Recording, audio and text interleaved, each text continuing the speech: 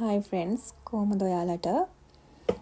මම අද විශේෂයෙන්ම මේ වීඩියෝ එක කරන්න හිතුවේ මම කලින් වීඩියෝ එකක් කරා ඔයගොල්ලන්ට SSW වීසා සම්බන්ධව. එතනදී මම කිව්වා caregiver වලට අමතරව agriculture සහ restaurant පැත්තට SSW2 නැහැ කියලා. SSW2 එක මේ තුනටම තියෙනවලු. caregiver වලට විතරක් නෙමේ agriculture සහ රෙස්ටොරන්ට් පැත්තටත් SSW2 තියෙනවලු. ඒ කියන්නේ අවුරුදු 5න් පස්සේ එක්සෑම් එකක් කරලා වීසා දික් කරගන්න ප්‍රොසෙස් එක මේ තුනටම තියෙනවා. ඉතින් ඒ ගැන මම දැනුවත් වෙලා හිටියේ නැහැ. ඒක අලුත් අප්ඩේට් එකක්. මම ඔයගොල්ලන්ට දීලා තියෙන කලින් මම දැනගෙන හිටපු විස්තර. ඉතින් මාව ඒව දැනුවත් කරපු අයටත් ගොඩක් ස්තුතියි. ඒ වගේම තමයි මම අද චුට්ටක් ආවේ මේ කැටගරිස් තුනේ තියෙන වෙනස්කම් සහ ඒ වගේ වාසි අවාසි චුට්ටක් ඔයාලත් එක්ක කතා කරන්න. මුලින්ම ඇග්‍රිකල්චර් ගත්තොත් ඇග්‍රිකල්චර් කියන්නේ සාමාන්‍යයෙන් මෙහි නිදහස් ජොබ් එකක්. මෙහි කියන්නේ නිදහස් ජොබ් එකක්. මම ඒක පැහැදිලි කරන්නම්. එතකොට ඉන්ෂුරන්ස් එහෙම තියෙනවා. ඉතින් ප්‍රශ්නයක් නැහැ ඒ පැත්තට ආස කෙනෙකුට. නිදහස් කියන්නේ මේ වැඩ නැහැ කියන එක නෙමෙයි. පරිසරයත් එක්කනේ වැඩ කරන්න තියෙන්නේ. එතකොට ඒක ඒ පැත්තට කැමති අයට ප්‍රශ්නයක් නැහැ. හැබැයි ඕකේ තියෙන අවාසි තමයි කාලගුණය සම්බන්ධව ගත්තොත් ජපානයේ රස්නේ කාලෙට ලංකාවටත් වඩා පුදුම විදිහට රස්නේ. සීත කාලෙට පුදුම සීතලක් තියෙන්නේ. ඉතින් ඔයගොල්ලන්ට ඒ දේවල් දරා ගන්න පුළුවන් නම් ඇග්‍රිකල්චර් ප්‍රශ්නයක් නැහැ. කියන්නේ මනස වෙහෙසන්න ස්ට්‍රෙස් එක ඇතුව කරන්න තියෙන රස්සාවක් නෙමෙයි ඇග්‍රිකල්චර්. හැබැයි ඇඟ වෙහෙසන්න ඕනේ, අපේ ශක්තිය වැය වෙනවා, මහන්සි වැඩි ජොබ් එකක් තමයි ඇග්‍රිකල්චර් කියලා කියන්නේ. ඊට පස්සේ අපි රෙස්ටොරන්ට් පැත්ත ගත්තොත් රෙස්ටොරන්ට් වල තියෙන වාසිය තමයි ජොබ් ඕන් තරම් තියෙනවා. يعني සිටිස් වල ජොබ් තියෙනවා. ඒ වගේම තමයි කාලයත් එක්ක ජපන් භාෂාව ඉම්ප්‍රූව් වෙනවා. ඔයගොල්ලන්ට දැන් කතා බහ කරනකොට මේ කස්ටමර්ස්ලත් එක්ක ගනුදෙනු කරන්න එපයි. එතකොට ජපන් භාෂාව ඉම්ප්‍රූව් වෙනවා. ඒ වගේම ඒකේ තියෙන අවාසි ගත්තොත් ස්ට්‍රෙස් එක වැඩි. ලොකුම මේ අවාසියක් විදිහට ඉතින් දකින්නේ අපි ඒකේ පැත්තේ පඩිය ටිකක් අඩුයි, සැලරි අඩුයි. හිටගෙනම තමයි වැඩ කරන්න තියෙන්නේ ගොඩක් වෙලාවට. එතකොට shift එක උදේද දවල්ද රෑද කියලා නැහැ. shift වලට වැඩ කරන්න සිද්ධ වෙනවා. ස්ට්‍රෙස් එක කියන්නේ ඉතින් අර මේ මහා ලොකු ස්ට්‍රෙස් එකක් නොවෙන්න පුළුවන්.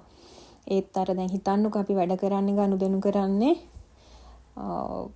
කස්ටමර්ස්ලත් එක්කනේ. එතකොට ඒගොල්ලොන්ට අපේ අතින් මොනවා හරි අඩුපාඩුවක් සිද්ධ වුණොත් බැරි වෙලාවත් එහෙම වෙන්න පුළුවන්නේ. එතකොට එතනදී අපිට කස්ටමර්ගේ පැත්තෙන් එන බලපෑම කොහොමද? ඒ වගේ දේවල් ඉතින් මොනවා හරි හිතන්නකෝ එහෙම දෙයක් වෙලා අපිට ඔලුවට හරි වදයක් වෙනවනේ ඕක. අන්න ඒ වගේ දේවල් ටිකක් තමයි රෙස්ටොරන්ට් පැත්තේ තියෙන්නේ. භාෂාව හැබැයි කාලයක් යනකොට පුරුදු වෙනවා. ඒ වගේම තමයි මෙහි සිටිස් වල ඕන තරම් රෙස්ටොරන්ට් වලට ජොබ් තියෙනවා. හරි. ඊට පස්සේ caregiver පැත්ත ගත්තොත් වාසි පැත්තට ගත්තොත් සැලරි වැඩි. ඒ වගේම තමයි ජපානයේ ඩිමාන්ඩ් එකක් තියෙන රස්සාවක්. ඒකෙත් caregiver වලත් රටේ ඕන තරම් රස්සා තියෙනවා හොයාගන්න පුළුවන්. හැබැයි ජපන් භාෂාව ටිකක් හොඳට ඕනි. පුරුදු වුණාම වැඩ පහසුයි. අවාසි හැටියට ගන්න පුළුවන් මේ caregiver පැත්තේ ගොඩක් බිසි ඉතින්. ඒ කියන්නේ හිතන්නකෝ දැන් එක ප්‍රමාණවල වල වැඩිහිටි නිවාස තියෙනවා. සමහර 10 15 ඉන්න තැන් තියෙනවා. ඊට පස්සේ 20 30 තියෙන වැඩිහිටි නිවාස තියෙනවා. ඊට පස්සේ හොස්පිටල් වගේ 100 200 ඉන්න වැඩිහිටියන් බලා ගන්න තැන් තියෙනවා. එතකොට හිතන්නකෝ දැන් මේ 100ක් ඕනෙත් නැහැ. ඔය 20ක් 30ක් ඉන්න තැනකට අපි වැටුණා කියලා අපිට හිතන්න බෑ අපි කොයි වගේ වැඩිහිටි නිවාසයකට වැටෙයිද කියලා. එතකොට මේගොල්ලන්ව වෙලාවෙන් වෙලාවට අපි ටොයිලට් එක්කගෙන යන්න ඕනේ. ඒගොල්ලන්ට ඕනි කරන වතුර ටික, ඕජා ටික, කෑම ටික දෙන්න ඕනි. ඊට අමතරව ඒගොල්ලෝ සැරෙන් සැරේට අපෙන් එක එක දේවල් ඉල්ලනවා. එතකොට අපි ඒ දේවල් දෙන්න ලෑස්ති වෙලා ඉන්න ඕනි. එක එක දේවල් කියන්නේ පාට කරන්න, දැන් පාට කරන්න ඕන කියලා හිතනොත් කෙනෙකුට ඒගොල්ලෝ පාට පැන්සල් පෙට්ටි ඉල්ලනවා.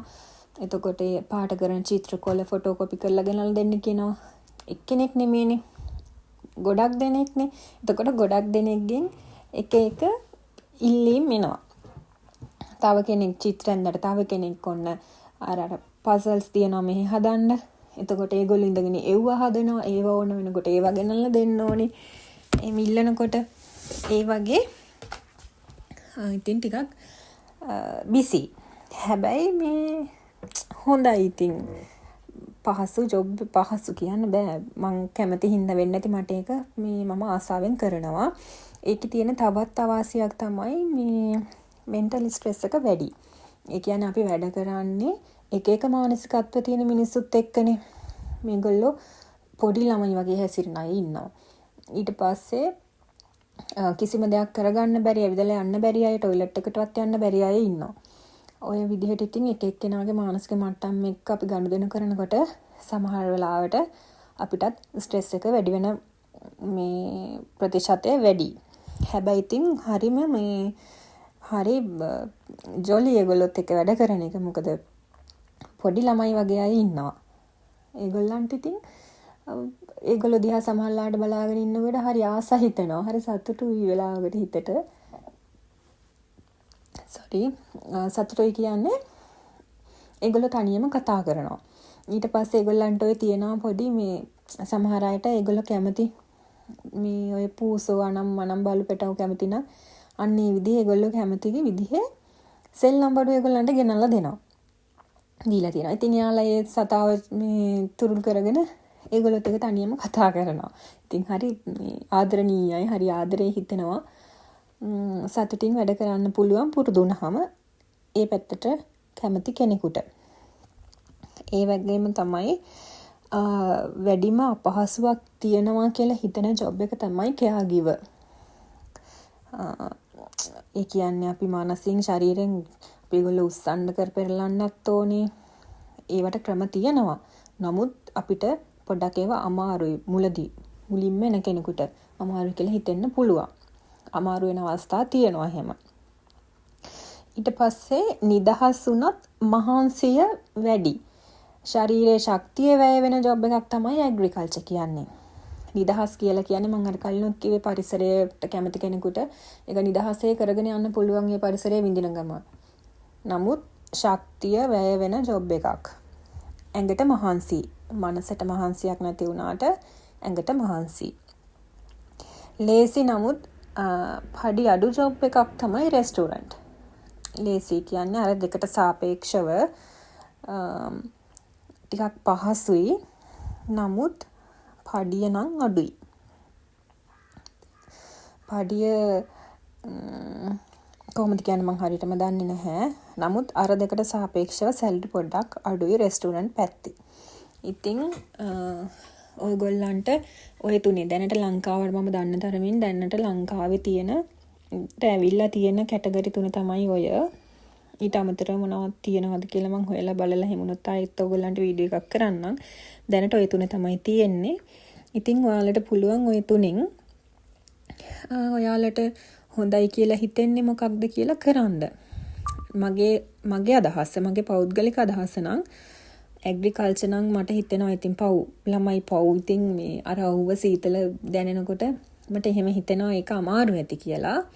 හැබැයි ඉතින් ආස කෙනෙකුට කරන්නත් පුළුවන්. ඉතින් ප්‍රශ්නයක් නැහැ. අමාරුයි කියලා දැන් මට අමාරු දේ තව කෙනෙකුට ලේසි වෙන්න පුළුවන්.